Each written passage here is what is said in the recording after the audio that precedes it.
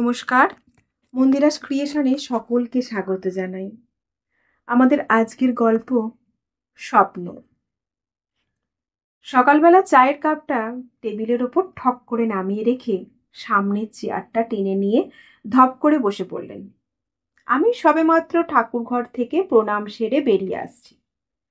মুখের ভাবটা একটু গম্ভীর বলেই মনে হলো। সত্যিই তো, বিয়ের আগের স্বভাব মতোই ঘুম থেকে উঠে দেখি ঘড়ির কাঁটায় তখন 7টা বাজে। খুব দেরি হয়ে গেছে বটে। সেদিন শাশুড়ি মায়ের মুখের ভারের কারণটা খুঁজে বের করার চেষ্টা করিনি। আমি পড়াশোনা, নাচ, গান, অঙ্কনে খুব ভালো ছিলাম। আমার হাতের তুলির টান ছিল অপূর্ব সুন্দর। হঠাৎ একদিন হার্ট অ্যাটাকে বাবা মারা গেলেন। আমার পথ চলা শুরু হলো আমার মাকে নিয়ে। কোনো রকমে দিন কেটে যাচ্ছিল আর কি। বাবার মৃত্যুর শোকে মা শয্যাশায়ী হয়ে পড়ল। মৃত্যুর আগে বারবার মা বলতে লাগলো, তোর বাবার স্বপ্নটা তুই পূরণ করিস।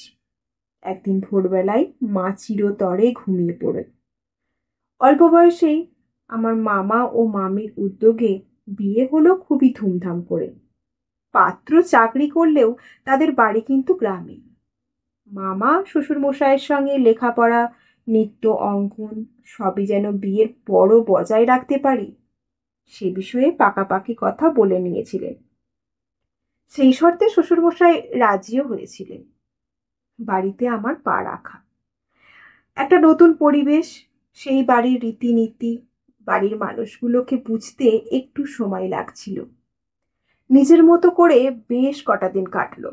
একদিন ভোরবেলা শাশুড়ি মা দরজা ধাক্কা দিয়ে বলল, বৌমা, ছেলের বিয়ে দিয়েছি, এখনো হাড় ভাঙা খাটুনি খাটবো বলে? কথাটা কানে আসতেই দরজা খুলে স্নান সেরে রান্নাঘরে চলে গেলাম।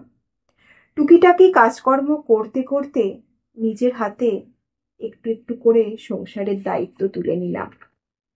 এ বাড়িতে আমার স্বামী পুলক ছাড়াও আছে এক দেওর ও ননদ। সকাল থেকে বাবার ওষুধ, দুপুরে রান্না বান্না, পুলক ও দেওরের টিফিন গুছিয়ে সংসারের সব কাজ সেরে কলেজ ও পড়াশোনার ফাঁকে বিকালে দুটি বাচ্চাকে আঁকাতে লাগলাম। একদিন শ্বশুরমশাইয়ের বন্ধু রমেনবাবু আমাদের বাড়িতে বেড়াতে এলেন। তাদের বিকেলের চা করে দিচ্ছি, এমন সময় ওপর থেকে পূজা ডাক দিয়ে বলল, বৌদি, একটু আমার ঘরে আসবে? সোমবার রবীন্দ্র জয়ন্তী, আমাকে একটু নাচটা। ওপরে গিয়ে ওকে নৃত্য পরিবেশনে একটু সাহায্য করলাম। নিচে এসে দেখি ডাইনিংয়ে বসে থাকা 3জনের মুখ বেশ ভার। এ বাড়িতে তো নাচ গানের চল আগে ছিল না, আর বাড়ির বউকে নাচানাচি করাটা বেশ ভালো দেখায় না। রমেনবাবুর মুখে এই কথাটা শুনে সেদিন খুব খারাপ লেগেছিল। মনে হচ্ছিল বাড়ির মেয়ে যেটা করতে পারে, বাড়ির বউ সেটা সহজেই করে উঠতে পারে না। পুলক অফিস থেকে ফিরতেই ওপরে গিয়ে আমাকে বলল, রূপা, এসব কি শুনছি? রমেন কাকু তো ঠিক কথাই বলেছে। তোমার ওই নাচানাচি করাটা আমারও একদম পছন্দ নয়। আমি বুঝলাম তার মা তাকে সবকিছুই বিবৃতি করেছে। তার দিকে তাকিয়ে আমার চোখের কোণের জলটা কোনো রকমে আড়াল করে চুপ করে রইলাম। আমার মনের মণিকোঠায় স্মৃতি হয়ে থেকে গেল আমার নৃত্য প্রদর্শনের স্মৃতিগুলি। পূজা পড়াশোনাতে বেশ ভালোই ছিল। আমি পূজাকে আঁকা ও পড়াশোনার বিষয়ে সাহায্য করতাম। বিকালে আমার আঁকার ক্লাসে ছাত্রদের সংখ্যা একটু একটু করে বাড়তে লাগলো।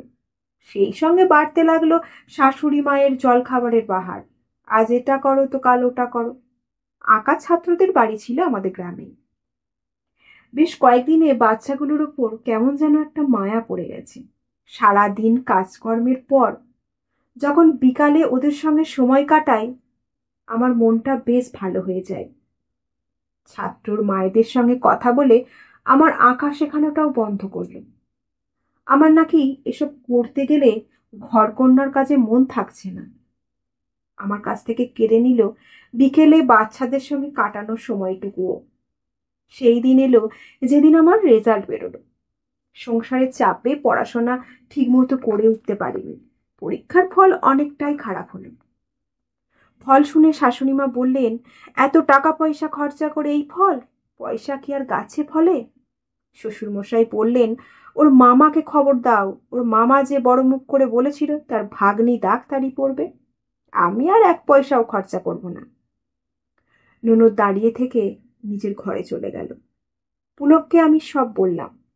উত্তরে পুলক আমাকে বলল, আমাদের বিয়ে অনেক দিন হয়েছে, এবার অন্য কিছু ভাবতে হবে। তাছাড়া তুমি জানো তো আমি তেমন বেশি বেতন পাই না, বাবার সাহায্য ছাড়া তোমাকে আমি পড়াবো কেমন করে? আমার সত্যি নিজের ওপর একটা ধিক্কার এলো। আমি ছোট থেকে বড় হয়েছি ক্লাসে প্রথম হয়ে, আর আমার এই রেজাল্টের অবস্থা দেখে আমি সত্যিই নিজে একটা লজ্জা বোধ করলাম। বাড়ির পরিবেশটা একটা গাছাড়া ভাব। এই বাড়ির সবকিছু কেমন যেন অচেনা লাগছে আমার। বারবার মনে হচ্ছিল এই বাড়িতে আমি খুব একা। তবে পড়াশোনা আর নয়, এটা আমি মনে মনে ঠিকই করে ফেললাম। সংসার, নিজের ঘর, সবকিছুকে হারিয়ে ফেলার ভয়ে আমার মনে যে কি চলছে।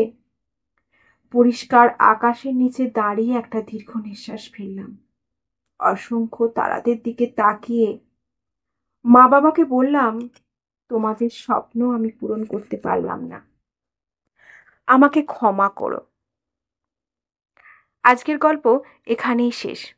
পাঠে ও কলমে আমি মন্দিরা। আমার গল্প যদি আপনাদের ভালো লাগে একটি লাইক করবেন, আর নতুন নতুন গল্প শুনতে চ্যানেলটিকে সাবস্ক্রাইব করবেন। ধন্যবাদ।